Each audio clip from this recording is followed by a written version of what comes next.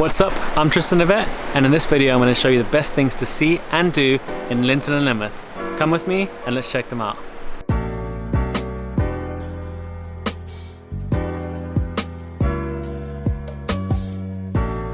Number 1 on the list is the Linton and Lynmouth Railway. Built in 1887 and opened in 1890, it is the world's highest and steepest fully water-powered cliff railway still in operation. A one-way ticket on the funicular is £3 and is a small price to pay for experiencing this epic attraction. If you are visiting here, it is 100% worth a trip down, or even better, a trip up, as the hill is super steep and is a nightmare to walk up. I would recommend asking the railway workers to stand in the front of the carriage, as there's a small balcony where you get the best spot to enjoy the ride and the views.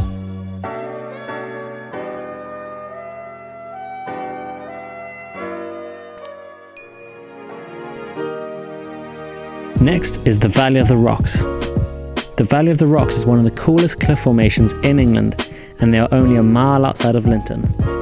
The cliff formations are easily accessible, so worth checking out on your visit here. If you want to find out in more detail how to visit the Valley of the Rocks, check out my last video. It'll be linked in the description. Whilst you're at the Valley of the Rocks, if you're up for a small hike, I'd definitely recommend checking out Holiday Hill, the highest point in the area. The views from up top are epic, and it's not as steep as the cliffs, although there are some pretty cool cliffs to stand on and get some cool photos.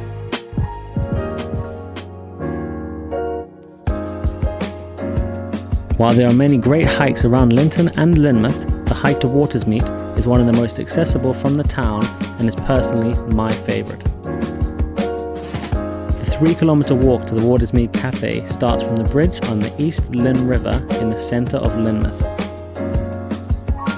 The path winds up through the valley following the rapids of the river, and the nature surrounding the hike is picturesque.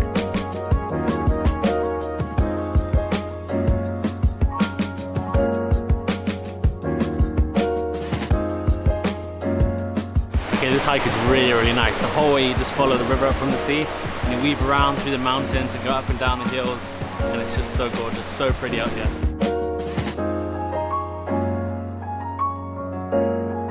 The cafe at Watersmeet is the perfect place to enjoy lunch and soak up the afternoon sun before continuing along the trail.